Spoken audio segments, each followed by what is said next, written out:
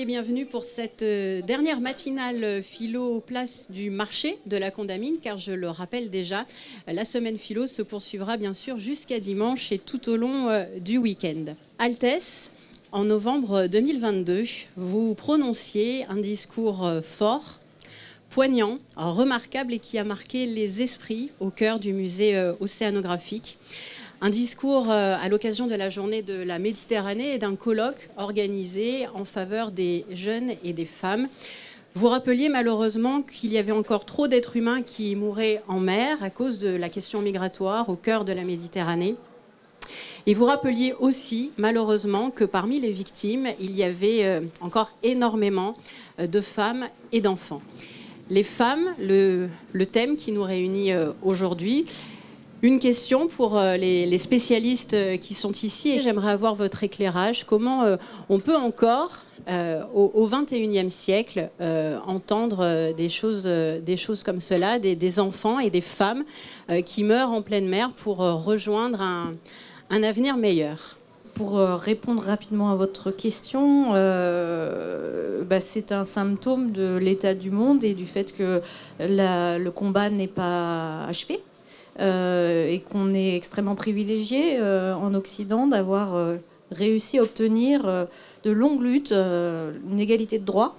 Et ça reste complètement aberrant parce que sur le plan humain, il n'y a rien qui légitime, qui justifie cette inégalité de traitement et cette injustice profonde qui est la discrimination envers les femmes et donc du coup par extension envers les enfants. Comment se fait-il qu'en 2024 cela arrive encore? Mais tout simplement parce que la question du mal dans le monde, du mal dont nous sommes les agents, parfois malheureux, dont nous sommes les bourreaux, dont nous sommes les victimes, la question des effets du mal en fonction de l'époque, la façon dont on peut être fracassé par le vent de l'histoire, voilà, ça a toujours existé.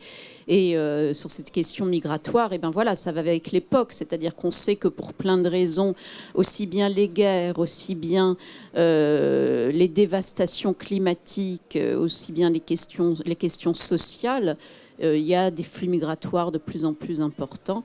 Et que dans ces migrations, dans ces exodes, dans ces exils, naturellement, les plus vulnérables sont les plus exposés, et les femmes et les enfants. Vous savez, vous connaissez le Titanic, les femmes et les enfants d'abord. Eh bien, en fait, non. Les femmes et les enfants en dernier. Voilà. Peut-être que...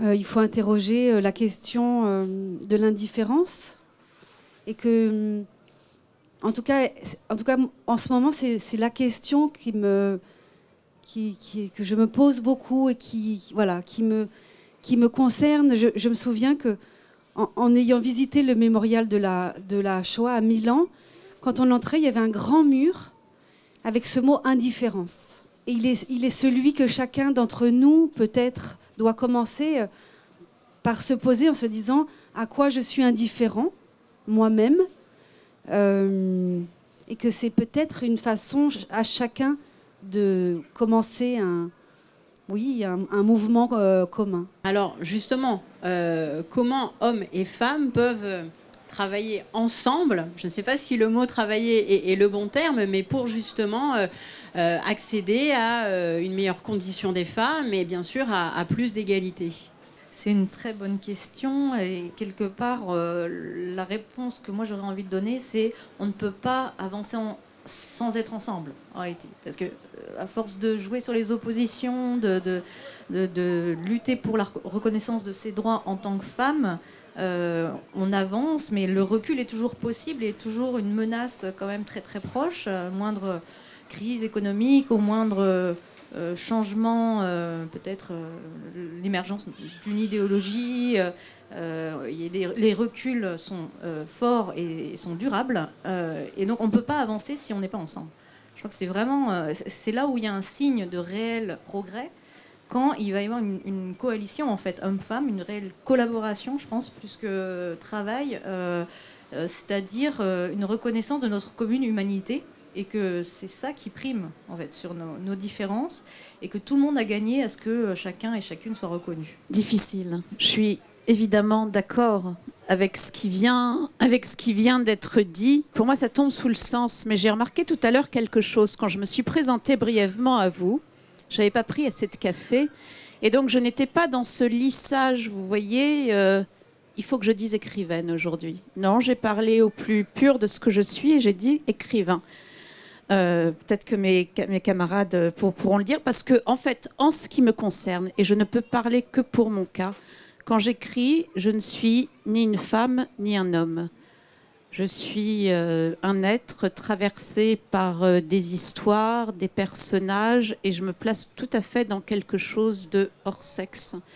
Et donc, à ce moment-là, au moment de la publication, qu'il y ait une solidarité entre écrivaines, dénoncer, parler entre nous de certaines inégalités, de traitement de combien de femmes sont représentées dans les articles par rapport au nombre d'hommes ou sur des histoires de listes de prix, etc. Oui, bien sûr, on en parle entre nous, mais au moment du travail de l'écriture qui est éminemment solitaire, en ce qui me concerne, il n'y a plus de ensemble, il n'y a plus de... même si la question de la sororité est très importante, dans ces moments de réclusion d'écriture, ça n'existe plus, c'est pas ça qui est en jeu. Je suis d'accord avec toi. Alors, pour répondre à la question, concrètement, moi j'ai été élevée par des parents qui avaient une action politique, militante. Donc c'était assez naturel. Il y a quelques années, j'ai été à la création d'un collectif de l'audiovisuel qui s'appelle 50-50. Et ça a été, voilà, j'étais dans les premières réunions. On a fait cette montée des marches canoises pour montrer. Voilà. Donc ça, je crois qu'à notre échelle, on peut avoir un engagement politique. Mais à la fin de la journée, ce qui me semble le plus important, c'est quand même l'éducation. Et que changer les rapports hommes-femmes, c'est comment on éduque nos enfants, comment on les éduque en tant que parents ou en tant que professeurs. Et pour moi, j'ai fait beaucoup d'interventions dans des classes. Je vais beaucoup à la rencontre de cette jeunesse. Et ce qui me frappe, c'est que je vois des jeunes garçons qui ont un rejet du mot féministe. Ils en ont marre. Soudain, dès que je commence à avoir une allusion, quelque chose, je vois même leur corps se braquer. Et là, je me dis, ça veut dire qu'on a raté quelque chose. Si sur ces jeunes garçons qui ont 15-16 ans, il y a ce recul du corps, c'est que ça ne va pas. Et qu'il faut nous-mêmes qu'on réfléchisse à comment transmettre ça. Et puis, pour témoigner d'une expérience très personnelle, j'ai eu le malheur ou le bonheur, le jour de la femme, de faire une petite vidéo sur Internet pour cette journée-là. En 3 heures, j'ai reçu 115 messages de haine. Donc c'était le 8 mars dernier. Mais de haine masculiniste d'une violence inouïe. Donc ça ne m'était jamais arrivé. Là, j'ai vu qu'il y avait une bascule dans le rapport aux médias et à la haine. Et donc, si je prends ces deux exemples, ce que je me dis, c'est peut-être qu'il va falloir réfléchir à la façon de faire ce combat, parce que là, les effets sont contraires à ce que nous voudrions. Céline Cotta-Lorda, les mentalités changent. L'année dernière, vous dressiez un constat, bien sûr, plus particulièrement pour la principauté de Monaco. Mais justement, de 2023 à 2024, est-ce que la déléguée que vous êtes, justement, a constaté une évolution ? Alors, c'est vrai qu'il y a une évolution. Nous y travaillons depuis 5 ans, depuis la création de ce comité pour la promotion et la protection des droits des femmes. Mais juste pour revenir un tout petit peu en arrière sur ce sujet d'égalité homme-femme, sur la notion de féminisme.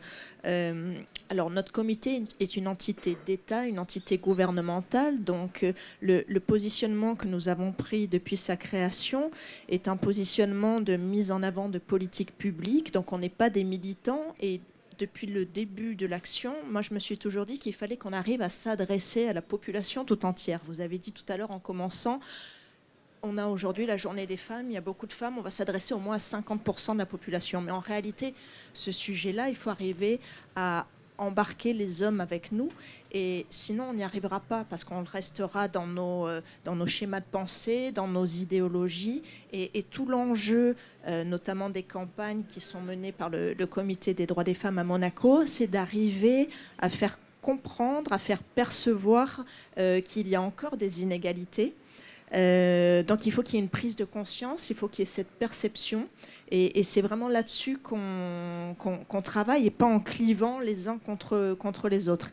Et donc pour répondre à votre question plus précisément sur les dernières actions qui ont été menées par le Comité des droits des femmes l'année dernière, justement pour faire évoluer les mentalités et ces perceptions, nous travaillons beaucoup sur la pédagogie, l'éducation, la formation, et également nous jouons aussi sur l'aspect législatif quand c'est nécessaire.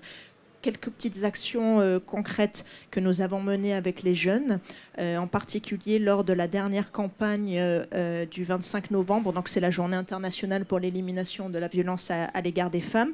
Jusqu'à maintenant, on s'était adressé essentiellement à une cible d'adultes, puisqu'on avait parlé des violences domestiques et en particulier des différentes formes, des mécanismes de la violence. En 2023, on a voulu s'adresser plus spécialement aux jeunes, parce qu'eux aussi peuvent être victimes de violences sexistes, de cyberharcèlement, de violences en ligne. Et donc, on a créé un manga qui était vraiment destiné à la jeunesse, qui racontait l'histoire d'une ado dont les photos étaient publiées sans son consentement sur les réseaux sociaux, et tout ce qui s'ensuit derrière. Et l'idée derrière ça, voilà, c'est qu'il y ait une prise de conscience chez les jeunes, qui puissent comprendre ce qui se passe à ce moment-là, s'ils font ce type d'action, et donc vraiment faire de la prévention, et donner aussi de l'information sur les ressources qui existent à Monaco. Autre action que nous avons menée avec les jeunes, c'est dans les écoles. On a mis en place des ateliers mouvants ou des débats mouvants avec des lycéens, avec des collégiens également. Donc l'idée, c'est de prendre une affirmation justement un petit peu choc, du style « les vieux sont plus sexistes que les jeunes », et de demander aux enfants de se positionner d'un côté ou l'autre de la salle en fonction de s'ils sont d'accord ou pas avec l'affirmation. Et donc ensuite, chaque camp va défendre son idée, va apporter ses arguments. Et l'idée, c'est aussi d'essayer de faire évoluer sa propre pensée. Et donc, ça permet un échange, un débat, une intelligence collective. Et puis ensuite, en termes... Alors là, pour toucher aussi les adultes, parce que c'est bien d'éduquer les enfants, mais il faut aussi éduquer les adultes. Nous avons mis en place dans l'administration monégasque des formations pour la prévention du sexisme au travail. Parce que là aussi, il y a besoin d'une prise de conscience. On a tous des biais, c'est normal, c'est comme ça. Mais d'en prendre conscience, ça nous permet d'éviter ensuite d'aller dans certains schémas qui peuvent être nocifs, et continuer et aller vers de la violence au travail ou du harcèlement. Donc on a mis en place ce type de formation. Et enfin, dernier point, et là c'est plus spécifiquement sur les violences faites aux femmes, le comité a porté une loi qui a été votée en décembre 2023 sur l'indemnisation des personnes victimes de violences à caractère sexuel, de crimes et délits envers l'enfant. Et là, l'idée derrière cette loi, c'est lorsqu'il y a une condamnation et qu'une victime a droit à des dommages et intérêts, mais que l'auteur ne peut pas payer ou est un mauvais payeur, cette victime peut faire une demande d'indemnisation auprès de l'État. Donc c'est vraiment quelque chose d'important, de plus protecteur au niveau financier pour les victimes. Et c'est une avancée pour la principauté, parce que ce dispositif n'existait pas jusqu'à l'heure actuelle.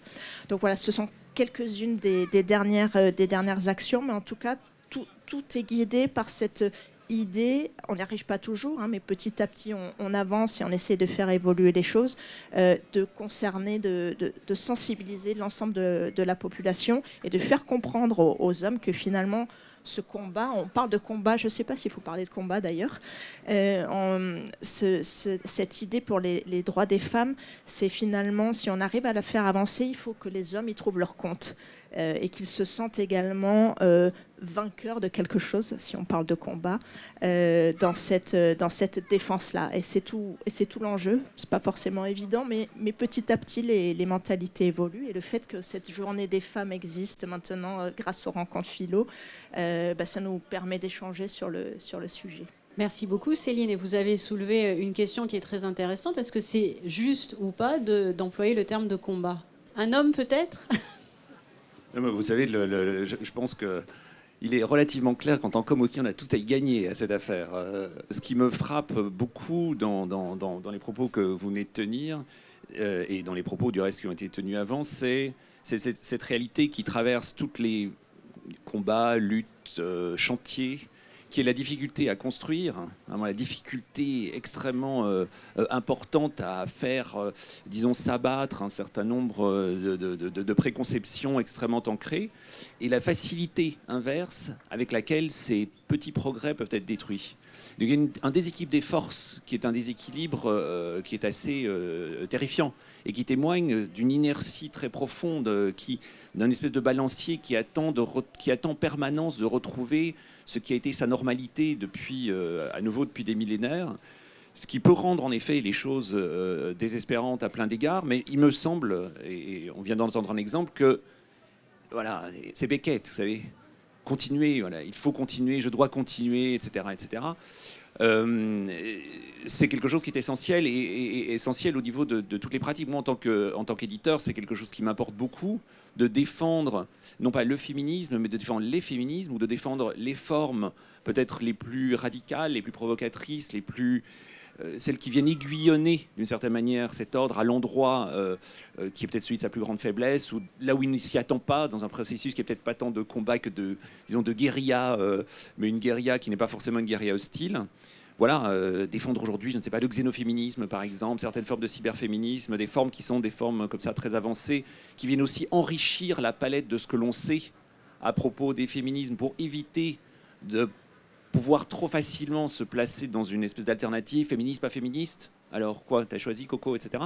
Bon, en réalité, ce sont des mondes, et des mondes qui peuvent se rencontrer dans des points très inattendus et voilà, très distincts.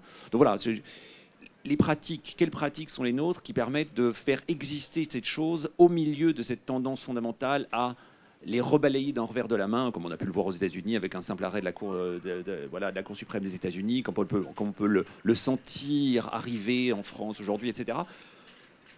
C'est de l'ordre de la résistance par la construction, de la résistance par la pratique, une résistance positive d'une certaine manière et pas simplement une résistance passive. Oui, alors moi je vais rebondir sur ce que Laurent vient de dire. Enfin, tu as commencé ton intervention en disant que les hommes avaient quelque chose à gagner aussi à la lutte féministe. Et peut-être qu'il faudrait trouver un nouveau mot ou utiliser un nouveau mot. Parce que féminisme, c'est vrai qu'il y a le mot femme dedans.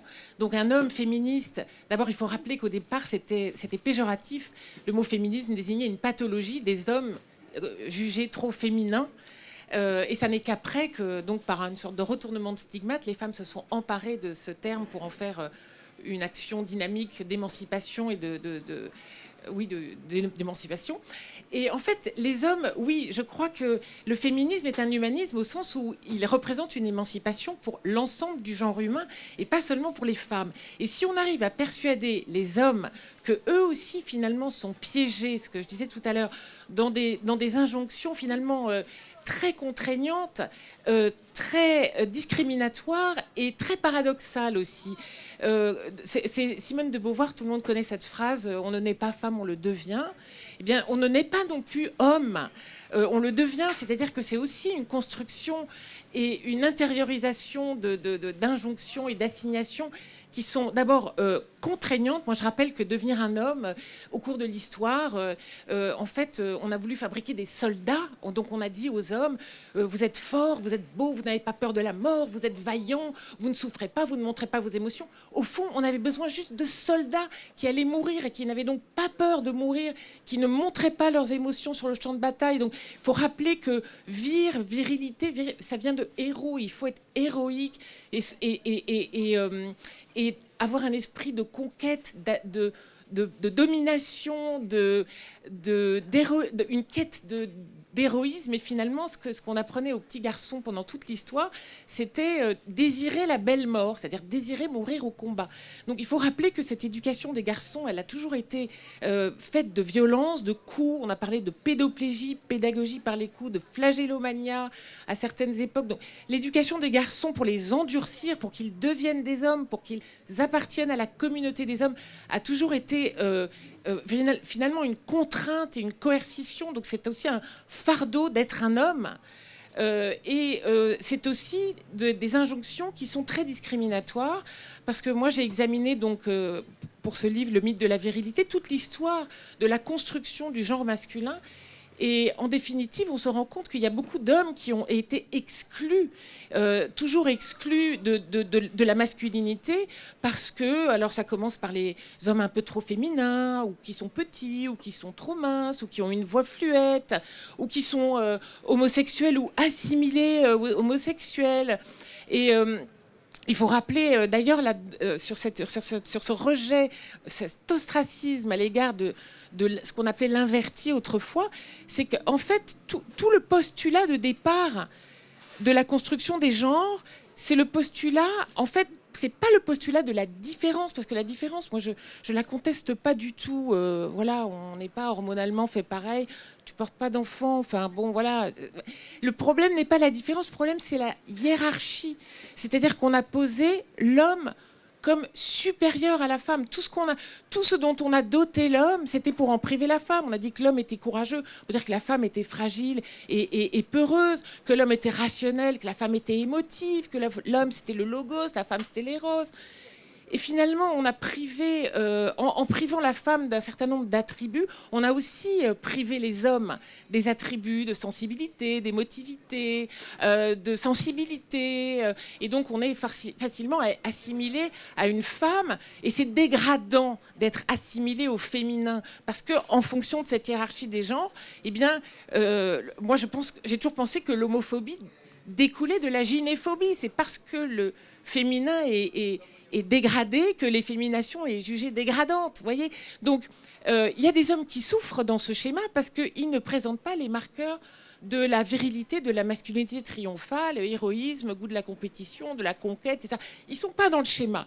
Et plus on avance plus cette société est en train de se déliter, la nôtre, et pas seulement d'ailleurs, plus on se rend compte en fait du décalage qu'il y a entre les normes de toute puissance et de domination qu'on continue à inculquer aux garçons, et finalement la réalité qu'ils vont affronter, c'est-à-dire qu'on continue à promouvoir un modèle de dominant, tout puissant, et dans une société qui fabrique de la précarité, de la misère, du chômage.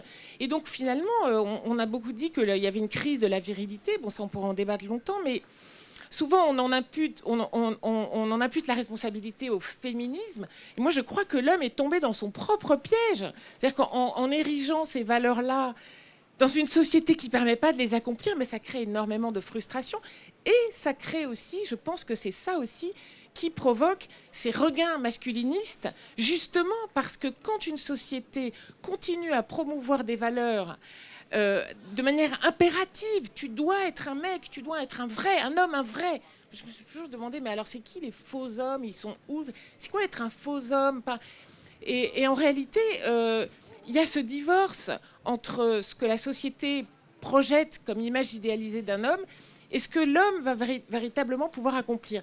Et résultat, quand ils n'y arrivent pas, eh bien, ils deviennent de plus en plus violents, de plus en plus agressifs, de plus en plus hargneux envers les femmes. Il suffit de les voir quand ils ont un volant entre les mains.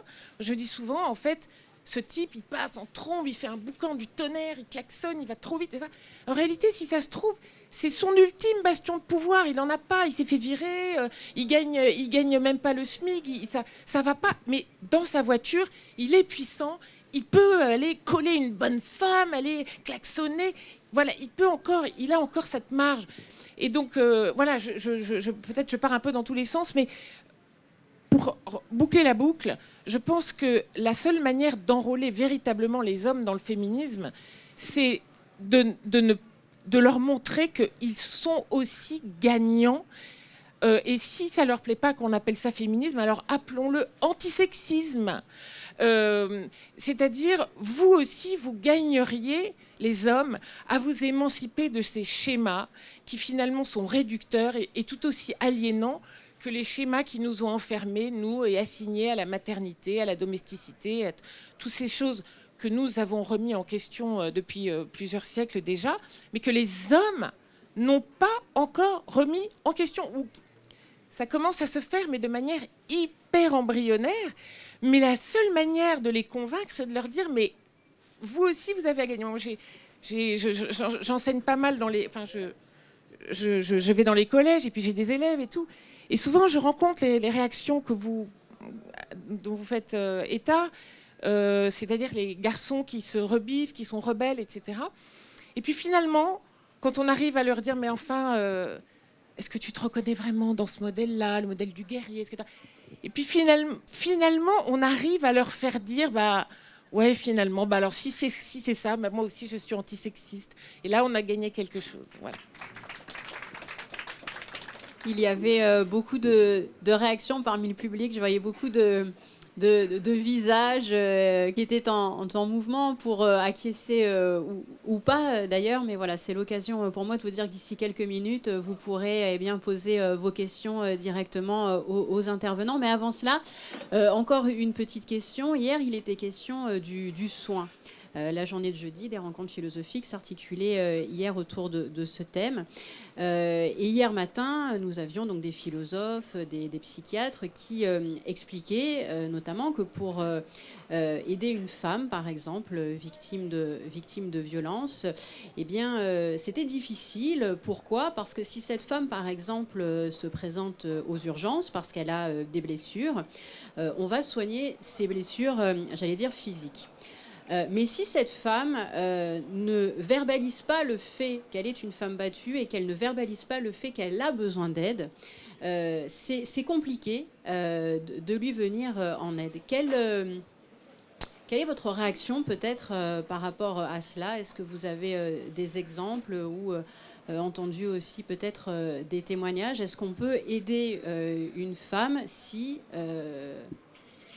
oralement, j'allais dire, elle ne le demande pas. Pour avoir beaucoup travaillé ce sujet, en effet, il y a plusieurs facteurs qui font que une femme, ou même une victime en général, mais dans le cas des violences conjugales, c'est quand même particulièrement... il y a une typicité en fait, de ce cas, qui est qu'il y a deux choses. Il y a à la fois la relation d'emprise, souvent, qui fait qu'il y a comme un lavage de cerveau, en fait, et une adhésion... au discours de la personne qui domine l'autre, donc comme ce qu'on appelle parfois le syndrome de Stockholm, hein, c'est-à-dire que pour survivre au quotidien, pour dépasser l'évidence de sa propre humiliation, il faut adhérer en fait au discours du dominateur et trouver ça bien, trouver ça acceptable, pas si grave, et euphémiser en permanence les violences. Et l'autre plan, c'est la peur. Parce qu'on sait que les féminicides arrivent quand il y a une tentative justement de départ, une volonté de reprendre le contrôle de sa vie et l'annonce de la séparation. C'est souvent à ce moment-là que se passent les tentatives de féminicide ou les féminicides. Donc cette peur, elle n'est pas irrationnelle, elle n'est pas purement psychologique, c'est pas une construction, c'est une réalité. Et puis il faut être forte, il faut être en situation de pouvoir assumer un départ pour pouvoir s'en aller. Est-ce qu'on a une possibilité de travailler, de subvenir à ses besoins? Puis quand il y a des enfants, quel âge ont les enfants? Est-ce qu'on est sûr de pouvoir se protéger du mari violent en partant? Tout ça, c'est des questions extrêmement concrètes en réalité et qui rendent le choix de ne rien dire assez rationnel finalement. Oui, tout à fait. N'oublions pas la question des inégalités sociales dans pareille situation, il y a des femmes qui auront les moyens, si ce n'est psychique, elles auront les moyens financiers. Hein. Partir du jour au lendemain, trouver un appartement, changer de ville, etc. Pourquoi pas changer de pays? Mais il y en a plein qui n'en ont pas. Qui n'ont pas ces moyens-là et qui sont assignés à résidence et parfois il y en a d'autres qui ont tout à fait les moyens de partir financiers et qui ne partent pas. Hein. Et c'est très difficile aussi bien quand on a une amie qui est dans cette situation ou quand on a une patiente qui est dans une telle situation ou même quand on est l'enfant d'une femme qui est victime de cette situation-là. Maman se fait tabasser par ce type, pourquoi est-ce qu'elle part pas, hein? Qu'est-ce qui fait qu'elle reste? Qu'est-ce qui fait qu'elle me met là-dedans, dans ce pacte, dans cet enfer où nous sommes co-victimes? C'est vraiment du cas par cas dans ces moments-là. Et c'est vrai qu'il y a des patientes qui viennent. Moi, je travaille en libéral, et c'est vrai qu'il y a des patientes qui viennent et qui décrivent des situations apocalyptiques. Alors, je ne parle pas de situations avec violence physique, hein, parce que là, dans ces cas-là, on intervient. Hein. Moi, je ne suis certainement pas dans la neutralité bienveillante dans ces moments-là. Mais les types de femmes victimes de violences conjugales que je reçois, ce sont des femmes qui sont victimes, vous savez, ces petites humiliations, ces petits rabaissements au quotidien. Hein, et ça va par gradation, c'est-à-dire ça commence légèrement par une appréciation sur bah dis donc, t'as une sale gueule ce matin, ou alors c'est dégueulasse ce que t'as fait à manger, hein, parce que évidemment c'est la femme qui doit faire manger, pour terminer par des trucs d'humiliation, et ça, les femmes encaissent, et ces tioles se dégradent, sont mortelles même, et pour autant ne partent pas. Et pourtant, elles viennent en séance. Séance après séance, elles viennent exhiber quelque chose. Parce que c'est adressé quand même. Elles viennent montrer quelque chose de ce corps et de ce psychisme souffrant. Et alors, à ce moment-là, il convient d'être assez ferme, hein, de certainement pas être dans la... On n'est pas une amie, donc on n'est pas dans la... Voilà, dans la compassion absolue. Il ne faut pas non plus... Il faut comprendre ce qui se joue là. Il faut comprendre pourquoi des femmes restent dans ces situations-là. Et à ce moment-là, il faut entendre dans la femme l'enfant. Il faut entendre l'enfant dans l'adulte. C'est-à-dire pourquoi est-ce que la petite fille, elle reste... qu'est-ce qu'une femme adulte vient répéter de son histoire, de sa trajectoire, de l'enfant qu'elle a été, de l'adolescente aussi, qu'elle a été, des mauvaises rencontres qui ont eu lieu à ce moment-là. Qu'est-ce qu'elle vient répéter en restant victime de violences conjugales à l'âge adulte? Quand tu parles de la peur de parler, pour les femmes, moi, ça m'évoque une chose qui m'alerte depuis un certain temps, puisqu'on parle des différents milieux où la femme est confrontée à ça. Je vais parler d'un milieu très particulier qui est celui des artistes exposés, renommés. Et en fait, aujourd'hui, en France, si vous allez à la police parce que vous voulez vous confier sur un problème que vous avez eu, il n'y a plus d'anonymat. Et ça, c'est un problème du mécanisme de la justice. Si vous êtes un artiste célèbre et que vous voulez témoigner, eh bien, votre témoignage va se retrouver dans les journaux le lendemain. Et donc, je vois autour de moi des femmes qui ne vont pas témoigner à cause de ça. Et là, il y a un défaut de justice. C'est grave. Et donc, ça rejoint cette question de cette peur. Je ne vais pas... Et de la honte, et de... Je n'ose pas dire ce qui m'est arrivé. Pour d'autres raisons que celles que tu expliques, mais voilà. À tous les endroits de la société, il y a quelque chose qui se répète. La question que vous avez posée est très intéressante. Pourquoi certaines femmes ne parlent pas et derrière tout ça, moi j'entends aussi, est-ce qu'on peut obliger quelqu'un à parler, ou est-ce qu'on peut, est-ce qu'on peut aider quelqu'un contre sa volonté, et on sait que les femmes victimes de violences conjugales font en moyenne 7 allers-retours au commissariat de police ou à la police avant réellement d'enclencher des procédures. Des fois, elles vont déposer une main courante, elles la retirent. Enfin voilà, il y a des allers-retours comme ça, parce que d'abord, il y a une phase déni de ce qui peut arriver. Il peut y avoir effectivement, comme a été évoqué, des humiliations, une violence psychologique qui n'est pas forcément encore physique. Enfin, il y a une gradation dans tout ça.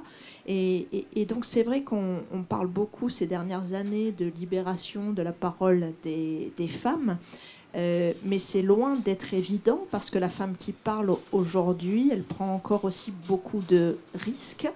Elle n'a pas forcément effectivement la possibilité financière de quitter le domicile conjugal. Elle prend aussi le risque, si les choses vont jusqu'à un procès, que sa parole soit remise en question, qu'elle soit, elle, accusée d'être une menteuse. Enfin, il y a beaucoup à perdre. Et bien évidemment, c'est sa survie derrière à gagner lorsqu'il y a des situations vraiment dramatiques. Mais voilà, j'entends aussi, et c'est une question qu'on nous pose souvent quand on fait de la prévention sur le sujet des violences à Monaco, c'est je connais quelqu'un qui est victime, qu'est-ce que je peux faire? Je voudrais l'aider, parce qu'on a tous cette empathie, on a envie d'aider ces personnes-là. Mais c'est très compliqué, on ne peut pas se substituer à la volonté de quelqu'un, elle doit faire son chemin. Ce qu'on peut faire, c'est donner des petits éléments, donner des informations, dire voilà, tu peux aller là, ou si tu as besoin d'en parler un jour, je suis là. Et peut-être qu'à un moment donné, la victime n'entend pas ça parce qu'elle n'est pas en capacité d'entendre ça, mais un jour, elle sera en capacité. Donc, en tout cas, être la personne aidante, la ressource qui peut être là en cas de besoin. Je pense que c'est déjà comme ça qu'on peut essayer d'aider une femme qui se retrouve dans cette situation. Alors, bon, évidemment, en tant qu'éditeur, le soin, c'est pas ma grande spécialité, si ce n'est le soin des livres. Donc, j'ai absolument aucune autorité ou légitimité ou j'ai pas grand-chose à dire de ça, si ce n'est que ça m'évoque un problème qui reste un problème, au fond, intellectuel, qui est un problème central, qui est le fait que, encore trop souvent, on continue à formuler la question des avancées féministes dans des termes qui sont des termes purement légaux. Celui des premières vagues du féminisme, vous savez, hein, le féminisme compte 3, 4 vagues, ça dépend comment on les compte, avant l'explosion contemporaine des différents sous-courants. Très souvent, et notamment dans les médias, c'est traduit par des évolutions qui sont des évolutions en matière de droit. Voilà, vous avez le droit de ceci, ou en matière d'institution, en matière... Bon. Ce qu'on entend, c'est qu'en réalité, tout ça est parfaitement insuffisant et qu'une partie des malentendus qui ont pu être décrits au début de cette, cette rencontre, voilà, les malentendus, hommes-femmes, etc., c'est que pour beaucoup d'hommes, voilà, les choses, quelque part, sont réglées parce qu'il y a un article de la Constitution, 2 articles du Code pénal, etc. Mais c'est bon, vous avez vu ce que vous voulez, l'affaire est réglée.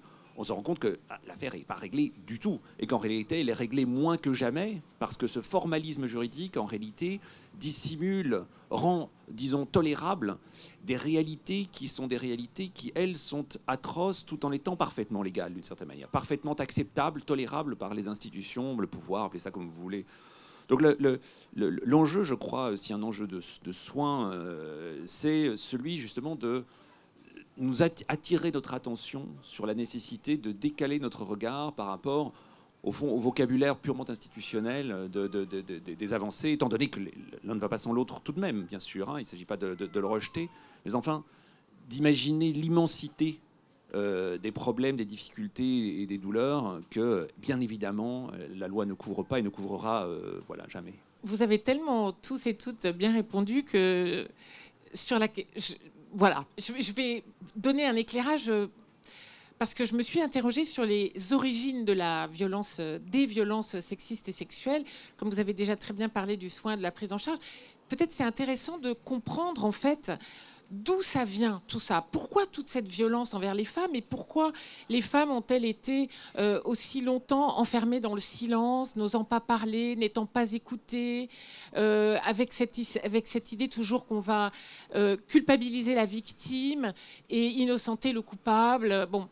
Et en fait, on comprend mieux cette perpétuation de la violence, des violences, quand on comprend qu'en fait, on est toujours les héritiers, les héritières d'une construction des genres millénaires. On peut faire remonter jusqu'à la Grèce antique, mais on peut remonter encore avant à l'épopée de Gilgamesh. Mais bon, Et ce qu'il faut comprendre, c'est qu'en fait, toutes les disciplines et tous les arguments d'autorité se sont ligués pour que ça advienne comme c'est advenu et que les violences soient considérées comme légitimes ou invisibilisées. Très, très rapidement, parce que je ne vais pas faire un cours, mais si vous voulez, vous avez d'abord la mythologie, les figures de la mythologie et des religions, où vous allez voir apparaître cette femme coupable, maléfique, avec une idée qu'elle opère une séduction occulte. Sur les sirènes, c'est Ève, c'est Pandore, c'est Hélène de Troie. C'est toujours elle qui provoque. Moi, ce qui me fascine, c'est que, en fait, à l'origine, la prédation sexuelle, elle est pensée du côté des femmes. C'est la femme qui l'a cherchée, c'est la femme qui a tenté. Et l'homme, lui, finalement, comme Adam, il s'est laissé faire. Mais c'était elle la sorcière, c'était elle la tentatrice. Donc ça, c'est encore quelque chose qu'on entend et ça explique qu'au commissariat, on dit « Mais vous étiez habillée comment, madame, quand vous vous êtes fait agresser ?» Ah, il y avait une exposition qui était très intéressante, une exposition itinérante qui s'appelait « What were you wearing ?» Et donc, qu'est-ce que tu portais ce jour-là? Et on voyait des cintres. Et contrairement à ce qu'on aurait pu penser des mini-jupes et des bottes en sky, voilà, c'était non, des jeans, des baskets, des parkas, et voilà ce qu'elle portait le jour. Et d'ailleurs, la plupart du temps, souvent la violence est intrafamiliale et conjugale. Bon, donc ces idées-là, elles sont très enracinées. Le truc, tu l'as bien cherché, tu as tenté. Donc vous avez la mythologie, les religions. La philosophie, bien entendu, le rôle d'Aristote, ça on pourrait le souligner aussi, parce que lui aussi a conceptualisé, théorisé cette infériorité ontologique des femmes et la faiblesse ontologique. Vous avez après donc la médecine qui va aussi dire mais cette faiblesse et cette infériorité de la femme, elle est constitutive, elle est organique, elle est dans le corps. Vous êtes plus faible, c'est un fait. Alors que vous regardez les femmes, on parlait des femmes à travers le monde, les femmes pauvres. Vous voyez des femmes qui sont enceintes avec un gosse dans le dos et qui sont en train de cultiver le riz. On va me dire que les femmes ne sont pas fortes. Hein. Non, les femmes sont très très fortes. Et puis vous avez évidemment le droit, donc la mythologie, la philosophie, les sciences, et le droit. Bon, ne serait-ce qu'au code Napoléon qui établit la femme comme une éternelle mineure, et puis l'homme a le droit, tous les droits sur elle, y compris de vie et de mort. C'était marqué dans le code Napoléon. Donc, vous voyez, et les droits des femmes finalement ont été, les droits de l'homme sur du mari sur l'épouse ont été abolis il y a très peu de temps finalement, il y a à la fin du XXe siècle. Donc c'est aberrant. Et de l'autre côté, vous avez donc un homme, comme je le disais tout à l'heure, qui est lui conçu comme le dominant et surtout avec l'idée que plus on a de conquêtes sexuelles, plus on est un conquérant, et avec l'idée que un homme doit faire la démonstration de son hétérosexualité et de sa vitalité sexuelle avec cette idée d'une pulsion masculine qui a une sorte de droit infini à s'assouvir et à prendre les corps des femmes. Et il y a cette légitimité de prendre le corps de la femme. Et on le voit bien avec les histoires qui explosent en ce moment, les MeToo partout, MeToo à l'hôpital, MeToo dans l'armée, MeToo au cinéma. Cette espèce de licéité de « oh, c'est Gérard, hein, la main aux fesses ». Les corps des femmes, finalement, appartiennent aux hommes. Dans le Code civil, c'est la femme appartient à son mari. Donc, sans vouloir trop vous saouler avec ça, mais c'est l'idée qu'aujourd'hui, on est en train de se défaire depuis quelques décennies, et depuis MeToo, ça n'a même pas 10 ans, MeToo. Donc comment défaire une construction qui a 2000 ans et qui est si solide, puisqu'elle a conjugué tous les arguments d'autorité. Et c'est pour ça que c'est difficile. C'est pour ça que les femmes n'osent pas aller parler, parce que de toute façon, elles savent qu'en face d'elles, elles ont un homme qui est là, qui va les soupçonner, qui va prendre souvent le parti du bourreau en disant mais oui, mais enfin quand même, la femme un peu hystérique, elle avait fait une scène. Enfin, ça, ce sont des clichés qu'on entend, et voilà. Et donc, si on veut venir à bout de tout ça, il faut comprendre. Enfin, moi, je sais qu'il y a beaucoup de gens qui n'aiment pas le mot déconstruction parce que ça fait peur, parce qu'en fait, on confond déconstruction et destruction. Destruction, c'est on prend un marteau, on pète tout, on casse tout. Bon, voilà, c'est ce que fait Poutine et d'autres. On détruit tout. Bah, après, il reste des cendres. Comment on reconstruit sur les cendres? C'est compliqué. Déconstruire, c'est pas du tout pareil. Déconstruire, c'est comprendre comment ça a été construit, comme une pièce de Lego. Donc, on va désarticuler les pièces, voir comment elles étaient agrégées et reconstruire autrement. Donc, finalement, on ne peut reconstruire que si on déconstruit. Voilà. Et on ne peut pas comprendre ce qui se passe aujourd'hui si on ne comprend pas d'où l'on vient. Voilà. Merci beaucoup. Je crois que l'on va maintenant faire passer le micro parmi le public et recueillir vos premières questions parce que, vu vos réactions, je pense qu'il y en a plusieurs. Aujourd'hui, on demande aux hommes effectivement d'accepter le féminisme, mais ça demande pour beaucoup d'hommes d'accepter un certain nombre de faits qu'ils ont fait dans le passé, qui sont pas bons en fait. Et ça, en fait, ça demande un énorme travail émotionnel de la part des hommes sur lesquels ils ne sont pour la plupart pas du tout équipés. Moi, je vais prendre mon exemple. Hein. Moi, du coup, à la base, je suis ingénieur informatique, donc j'ai fait une école d'ingénieur. Autant vous dire que le sexisme là-bas, c'est open bar. Et je sais que moi-même, on va dire de mille et une petites façons, j'ai participé à la diffusion du sexisme ordinaire.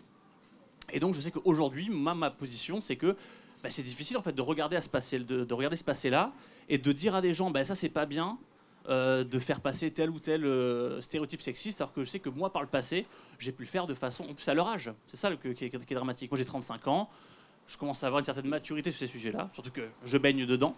Donc c'est très compliqué d'aller voir des hommes qui sont pas du tout là-dedans, et en fait de leur afficher vraiment texto, de leur mettre un miroir qui est très peu flatteur d'eux-mêmes, et de leur dire accepte ça. Et de leur dire, en fait, aujourd'hui, ce qu'on n'arrive pas à leur dire, je pense, c'est qu'on va leur montrer ce miroir et leur dire, en fait, au bout d'un moment, ça va aller, et l'important, c'est ce que tu fais demain. Et aujourd'hui, on n'est pas du tout ça. Là, on parlait de Gérard Depardieu. Quand est-ce qu'on lui pardonne? Peut-être jamais, peut-être pas. Est-ce que lui, à un moment, il va demander pardon?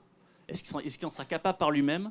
Voilà. En fait, aujourd'hui, cette question, on l'élude parce que, en fait, c'est aussi impossible d'aller voir une victime et de lui dire, regarde cet homme, c'est pas un monstre, c'est juste un homme et il a plein de défauts et il a fait des trucs affreux dans sa vie. Surtout qu'aujourd'hui, on a vraiment des récits qui arrivent qui sont des récits mais immondes, enfin de trucs, de situations. Et en fait, aujourd'hui, on n'arrive pas encore à faire cette promesse de rédemption aux hommes. Et je pense que c'est ça qui manque pour que le féminisme puisse passer à un autre stade. Je suis tout à fait d'accord avec ce que vous venez de dire sur la question de la deuxième chance, peut-être. Va-t-on laisser une deuxième chance à quelqu'un après à un homme qui aurait commis, je ne parle pas de crime sexuel bien évidemment, mais de parfois ce qui relève de la zone grise ou on ne sait pas très bien parce que la justice n'a pas encore fait son travail. Or, il est fondamental que la justice, à un moment donné, fasse son travail dans ces affaires-là. Mais on sait comme la justice est lente parfois et comme la justice mettra des années à faire son travail. En tout cas, dans la question de la rédemption, moi, ce qui m'ennuie un peu dans bon nombre de ces affaires, vous prenez le cas de Gérard Depardieu, c'est que, bien sûr, on est effaré, ou on peut avoir toutes sortes de positions là-dessus. On est dégoûté, ulcéré, choqué, connard, salaud, etc. Mais il y a un truc qui n'est que rarement mentionné dans les articles, c'est la dimension, c'est la soignante qui parle, c'est la dimension psychopathologique. C'est-à-dire que quand on voit Depardieu décompensé sur les images là, en Corée du Nord, à aucun moment on se dit « Ok, c'est pas juste un connard ou juste un pervers, là c'est un sujet malade, il est malade. » Et ça, je ne l'ai lu nulle part. Donc on doit traiter... alors accuser, que la justice fasse son travail, entendre les victimes, etc. Oui, évidemment. Confronter les faits, oui, évidemment. Mais à un moment donné, on ne va pas parler juste d'un comportement de pervers froidement calculateur, etc. Il est des cas où on est dans une autre économie psychique. L'exemple de M. Depardieu me semble soulever de ce cas-là. Et à ce moment-là, il faut aussi, par rapport à la question de la rédemption possible, Est-ce qu'on va excuser une personne de certains faits parce qu'elle est malade, elle n'était pas dans son état normal? Y a-t-il eu déjà un état normal?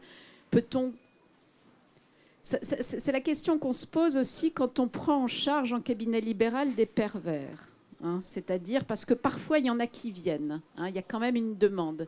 Ils viennent vous angoisser, ils viennent vous raconter leurs trucs, là, ils viennent vous angoisser. Et il y a quand même une demande de soins.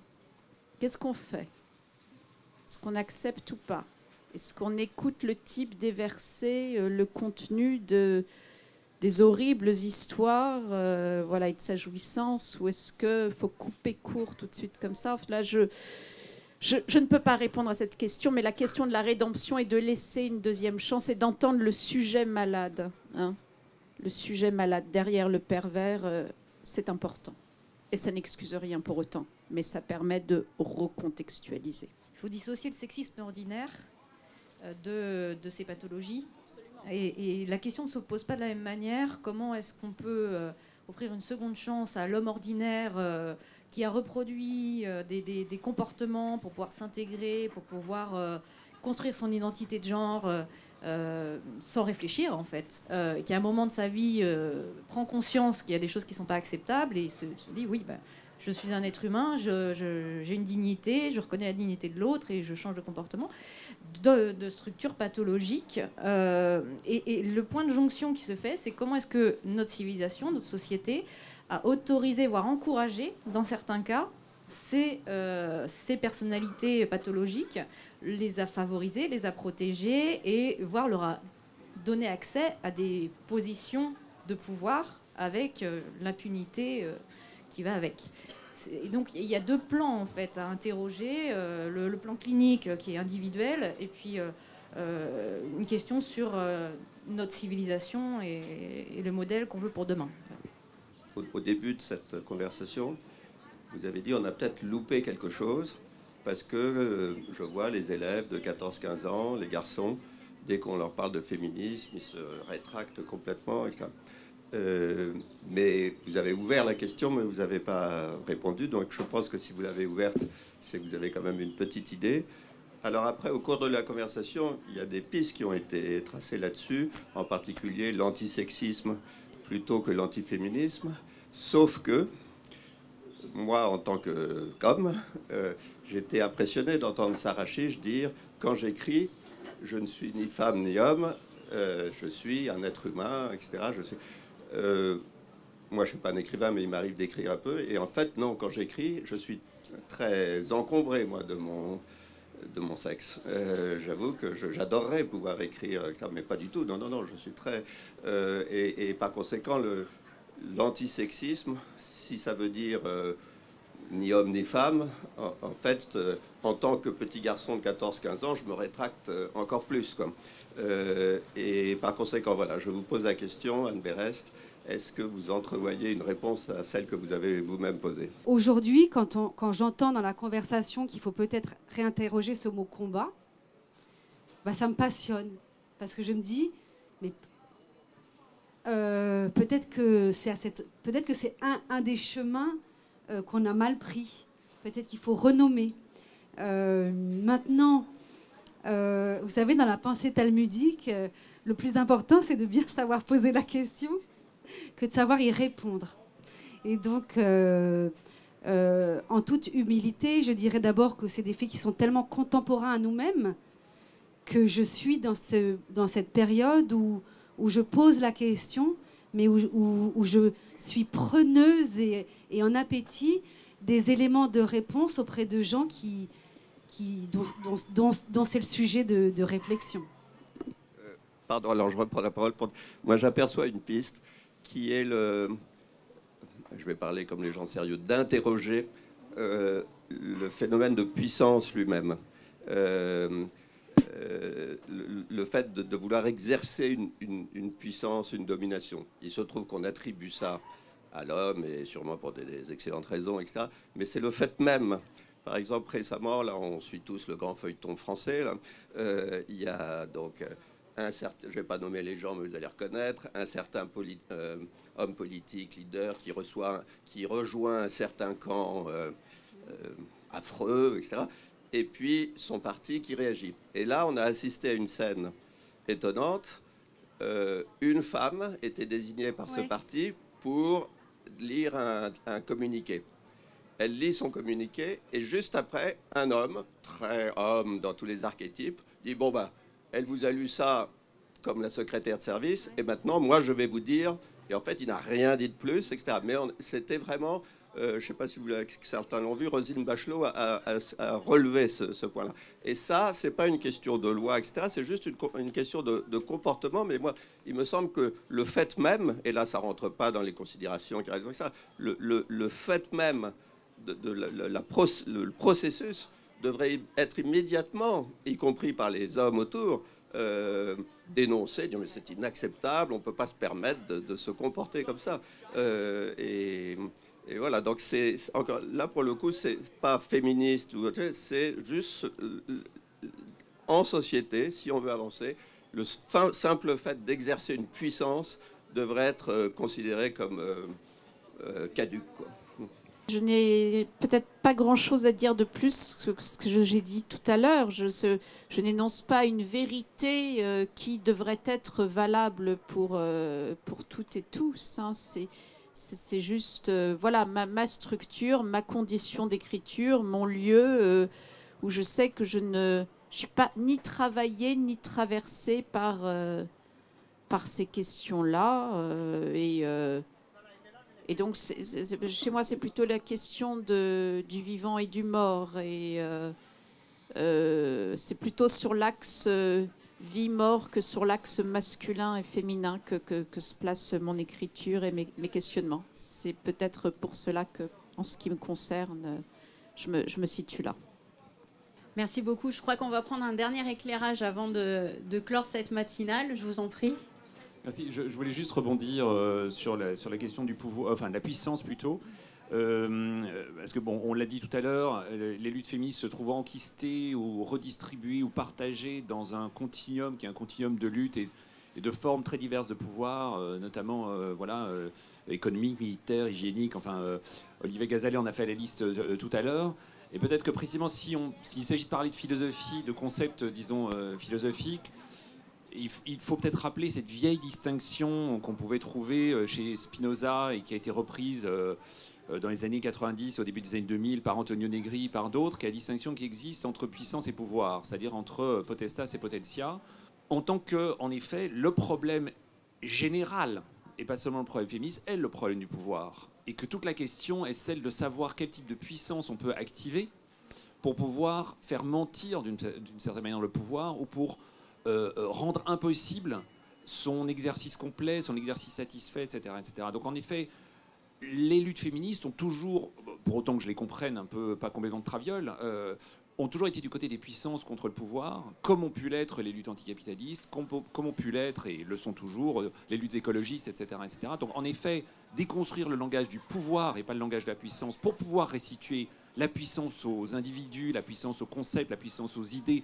et donc la puissance aux luttes. En effet, c'est un des enjeux, au moins au niveau théorique et politique, si pas au niveau pratique, décisif dont il question ici. Merci beaucoup. Je vous invite sincèrement à vous rendre ensuite au théâtre Princesse Grace, puisque cette journée consacrée à la thématique des femmes se poursuit. Comme il s'agit là de la dernière matinale philo Place du Marché, je tenais très sincèrement à remercier Charlotte Casiraghi qui préside ces rencontres philosophiques de Monaco, ainsi que Robert Maggiori, membre fondateur à ses côtés, mais aussi Laura Hugo qui les dirige. Merci très sincèrement. Et puis je vous le rappelle, ces matinales philo sont proposées sur Monaco Info et sur le site des rencontres philosophiques. Et la semaine philo se poursuit bien sûr tout au long du week-end à travers une autre thématique, l'art de vivre, tout un programme. Merci.